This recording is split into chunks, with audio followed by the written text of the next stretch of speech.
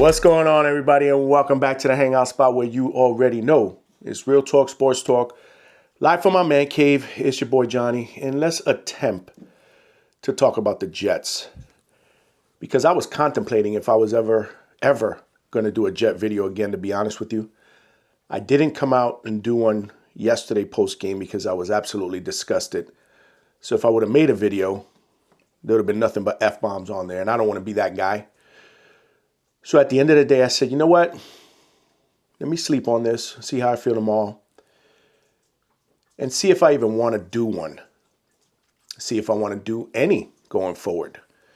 Because it seems like it's the same nonsense every single year with this team. So why come out here and say the same crap that I've been saying week after week? But there are a couple of things I need to get off my chest. Probably make me feel better. As you know, this is also therapy for me. So hopefully it's therapeutic for you guys as well. And if you are new to watching my videos, let's not forget, hit that subscribe button, smash that like button, and make sure you're along for the ride, man. We're here for each other. But yesterday, the Jets, once again, on primetime, lose to the Buffalo Bills 23-20 in a game that that basically had first place in the AFC East on the line. A winnable game, in my opinion. A game that I was optimistic about, especially since Robert Saleh was fired. This was Jeff Ulbricht's first game as the interim coach. Hackett was demoted. Todd Downing was calling plays. So, I was interested to see what type of energy, the Jets would come out with yesterday. And what type of play calls. How would the offense look with a new voice in Aaron Rodgers' ear? But before I get into that, I want to talk about the officiating. Because I got to be perfectly honest with you, man. The NFL is becoming an unwatchable product. What we saw out there yesterday was absolutely horrendous. And again, I'm not going to sit here and say that the reason why we lost was because of the officiating. But when you have 25 flags that are thrown, 22 accepted penalties, 11 on each side, and the majority of them were just absolute bullshit, something's got to be said, man. Somebody's got to say it, because this is happening constantly now across the league, and the referees are not being held accountable. I mean, when you have a quarterback, Aaron Rodgers, who was basically the beneficiary of a roughing the passer call, come out after the game, post game, and say that wasn't a roughing the passer, there's a problem. Here is a problem. I mean, those penalties were disgusting. It got to the point where I was disgusted by looking at the head official that kept announcing these penalties. I'm like, dude, I'm tired of seeing this dude's face. Get him off the screen. Since when did the NFL become about the officiating? Like, the last I checked, games are supposed to be about the players, not the damn officials. We already know you wear black and white shirts. We don't need to see you all game. And realistically, it's a physical sport that's played at 150 miles per hour. There's going to be penalties. There's going to be holdings. It's impossible for a human being not to commit a penalty. But at the end of the game, you got to let these guys play, man. Call the egregious penalties. I agree with that. But when you're calling horrendous pass interferences, especially when a ball is overthrown by like 10 feet, it's disgusting. It really is. And it takes away from the game. This was supposed to be a division game for first place. And every other play, you are looking down at the TV screen to see if there's a yellow flag that pops up. That's horrendous, man. It's horrendous. Again, 11 penalties, and I've been very critical of this team because of the penalties. And I will continue to be critical because there were some pre-snap penalties yesterday. Those are unexcusable. But some of the other nonsense that you're looking at, even the announcers are like, man, I don't know about that one. That shit's got to stop, man. These referees got to be held accountable. They got to do better, man. This is terrible. It's taking away from the play on the field, and it's making the games unwatchable. Like, I'm ready to just check out of the NFL, period, man. Terrible, horrible officiating. And because of that, in my opinion, again, it turned a good game into a game that realistically I didn't even want to watch in the second quarter. In the second half. Either way, it's not like the Jets played a clean game, and we can blame the officiating. They had their fair share of mistakes. And one thing I will say is that if a Jet fan were to tell me in my face that this defense is elite, they might get a right hook to the jaw, man. Real talk, man. I'm not even exaggerating, dude. Like, this defense is far from elite, man. You can't call yourself an elite defense if you can't stop the run. I mean, the Bills are still running all over us. The Bills are actually stupid, because if I were them, I wouldn't even thrown the ball yesterday, and I would have beat the Jets just by running the football, because they could have done that. And again, man, I'm trying not to be negative, but y'all know how we do here at the Hangout Spot. We keep it real, man. And if you don't like real, then maybe you should just watch something else. But I'm going to keep it 100. Straight up, always. That's who I am. It's in my DNA. This defense is not good at all. They're probably good, but they're far from great. They're not a top defense. They're not a championship defense. And they're definitely not elite. And we live in a day and age where all those words are thrown around too loosely without somebody actually accomplishing something. Not only can they not stop the run, but the corners can't tackle. They got a serious issue with tackling. And this is not just this year. This was last year too. No pass rush whatsoever. And thank you, Joe Douglas, for making all those moves to kind of attempt to revamp this defensive line. What you did was you made it weaker, because the good run blockers that we did have last year are now playing on other teams. Okay? We have no pass rushing whatsoever with our front four. Where is Quinn and Williams? Why is Michael Clemens still playing the edge? I mean, if we don't blitz, we don't generate a pass rush. And of course, this, defensive coordinator, Jeff Ulbrich, I mean, I like the guy, but, there's a stubborn side to him, because they refuse to blitz. They always feel like they can get through with their front four. This is not last year's defense. You got to make adjustments, man. You got to throw some blitzes to generate some pressure, some exotic blitzes. Other teams do it. I don't understand why we don't do it. I mean, it's just, it's horrible. It really is. It's horrible. We don't generate turnovers. You can't consider yourself an elite defense if you can't generate turnovers. I'm sorry. So I don't want to hear, from any Jet fan that this defense is elite, man. Because like I said, if I turn the TV on right now, the Bills are still running the football on us. And that's fact. Which brings me to my next point, the kicker. Dude, for as good as he was last year, Greg Zuerlein, he's just as bad this year, man. It's been horrendous, and this issue has been occurring since preseason. And it doesn't seem like it's going to get addressed, because when Ulbrich was asked about it, he pretty much said he has full confidence that Zuerlein is going to turn it around. Really, dude?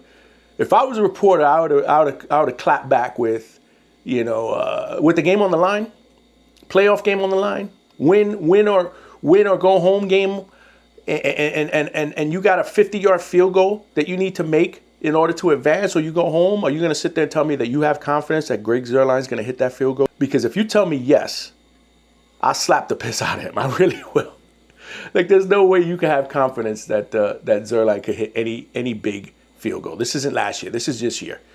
And at the end of the day, there's field goal kickers all over the place looking for jobs, man. At the very least, I expect that first thing this morning, they would announce that they brought in another kicker to compete with Greg.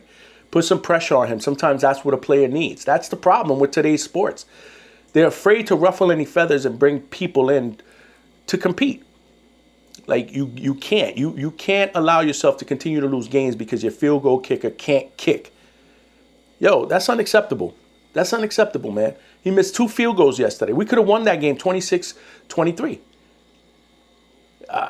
I mean, which brings me now to the offensive line. Tyron Smith, honestly, if they weren't paying him all this money, I'd cut him. He's obviously washed up, dude. The guy that was an all-pro for the Cowboys is not nowhere near that player now, man. He's getting beat like a drum. He's holding. He cost us a touchdown on a Braylon Allen touchdown run. That was called back because of a stupid holding penalty. I mean, this is just ridiculous. And again, the coaching staff needs to realize that maybe if he's not getting it done, you make a replacement. Put the young kid, Fashano. Why'd you draft him first overall? If you don't have any confidence that he can come in and spell a struggling player, which takes me to the online coach. Why is he not fired? Ulbrich, you made a good decision to demote Hackett. Make another good decision and demote Keith Carter. He's horrible. He was horrible last year with a different group of players. And obviously he got the benefit of the doubt because of all the injuries. But what's the excuse this year? Revamped line. 3 veteran guys on it. They still can't pass block. Aaron Rodgers is getting murdered back there. He is 41 years old. How long do you think that he's going to be out there playing when he's getting hit like this? Offensive line play, I said it time and time again, it's about the proper schemes, technique, execution. That's coaching. And if you don't have the proper coaching, you need to replace him and get the proper coaching. Perhaps a new voice, a new scheme, new coaching style. This is terrible, man. I mean, the definition of insanity, man, doing the same shit every week over and over, expecting a different result. What's the excuse this year? You got different players and you're having the same issues. It's about scheme and technique and execution. That's what it is. I mean, at least yesterday they actually opened up some holes. And I don't know if that was more the offensive line, Morgan Moses being back, or the fact that the Bills suck in run defense. Probably the latter, if you ask me, because they are one of the worst teams in run defense. So before you start giving them their flowers, take a look at that. Either way, I did like Todd Downing yesterday. I know we didn't get the job done, but I did see some creativity in the offense. We actually tried a flea flicker, even though it didn't work, and Aaron Rodgers got sacked. But again, when was the last time we saw a trick play? You know, I like the fact that they put Garrett Wilson, in the slot. They got him going again, another game, with double-digit receptions, over 100 yards receiving, and a beautiful touchdown catch. They got Breece Hall going, especially in the passing game. So I like what Todd Downing was doing. You did see some motions in the backfield. I mean, two running back sets with Braylon and Breece in the backfield. That's something that I mentioned on one of my videos last week. So again, good stuff there. I think that they can continue to grow. And I do like Downing's play calling 100 times better than Hackett's. But there's still, it's still a work in progress. It's still a work in progress because we can't pass block. And we don't know how to figure out how to go max protect or change things up. Or, I mean, we haven't figured that out. And again, a lot of that has to do with the O-line coaching. Ulbrich, you got to see that. You got to see that. I mean, because even yesterday, I like the way the offense looked, but it doesn't look fluid, man. Like everything that the Jets do on offense looks like it's hard. But when you see other teams in the league running their offense, it looks fluid. It looks a little bit more easier.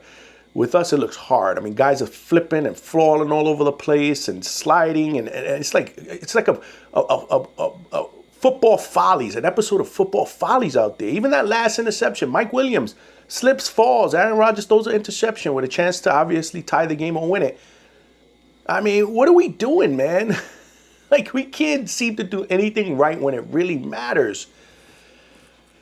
Oh, man. We say this all the time, and it's true. I mean, when you're a bad team, you find ways to lose. When you're a good team, you find ways to win. We're finding new and creative ways to lose, so you can't consider this a good team. This is not a good football team. And I said this on prior videos. The reason why we're not good is because we don't have the right chefs to cook that gourmet meal. We have the ingredients, but we needed to get the right chef in place before the season started and let him make a go with this roster, because this is a good roster. If a good coach had this roster, we'd be fine. And now we're asking a coach, Jeff Ulbrich, no disrespect to him, to fix it. Something that's never been done. There's never been a team that had an interim coach that took over in the middle of the season and made it to the playoffs. And now we're asking him to do it. Tall task, especially with somebody that has absolutely no coaching experience. He's trying. It's going to be trial by fire. He's going to learn every single week.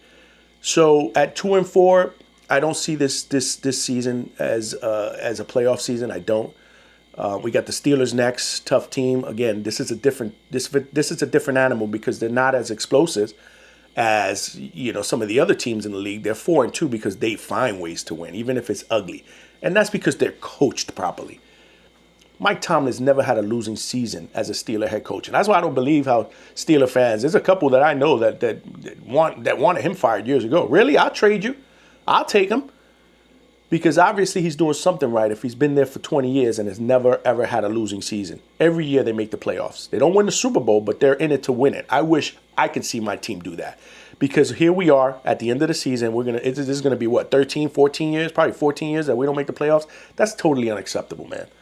This is not a good football team. And for the people that think that Davante Adams is going to come in here, because they just traded for him this morning for a conditional third that could turn into a second based on productivity. That's what I'm hearing. If you think that he's going to come in here and fix all the problems, again, like I always say, man, rehab. That's for you, man, because it's obviously you tripping. You tripping on something. He's not fixing the problems, man. He can't pass block. He can't tackle for the secondary. He can't stop the run. He can't hit field goals. He's not fixing the problems.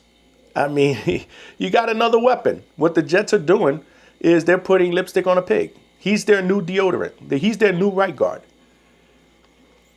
Equivalent to a person that has a bad odor, and instead of taking a shower, which is what they really do, they get deodorant and perfume and they try to mask it.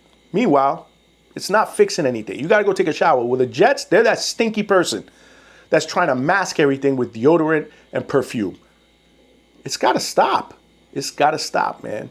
You know, and the bad part about this whole thing is Aaron Rodgers is 41 years old, man. He's doing what he can out there, man. You see flashes, you know, in this offense. I mean, that throw, you know, him moving around, that throw to Garrett Wilson in the end zone. I mean, this is a guy that's hobbled at his age, taking a pounding, and he's trying his best, man.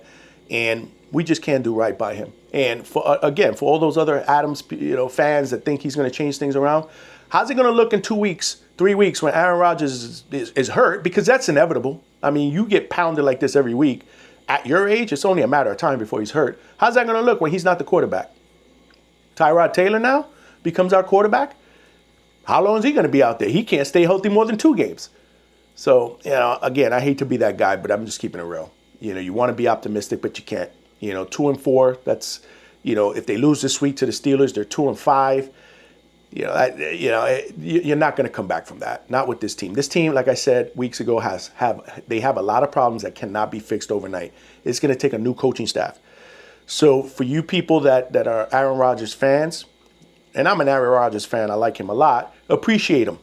Appreciate him while he's here, because sooner or later he's either going to get hurt, play out the season, and then retire, because I don't see him coming back, you know, to a brand new coaching staff, brand new offensive scheme at his age, you know, a revamped roster. I mean, if you're going to go and fire everybody, then, you know, that new GM is going to want to come in and rebuild from the ground up, and he's not sticking around for that, not at his age.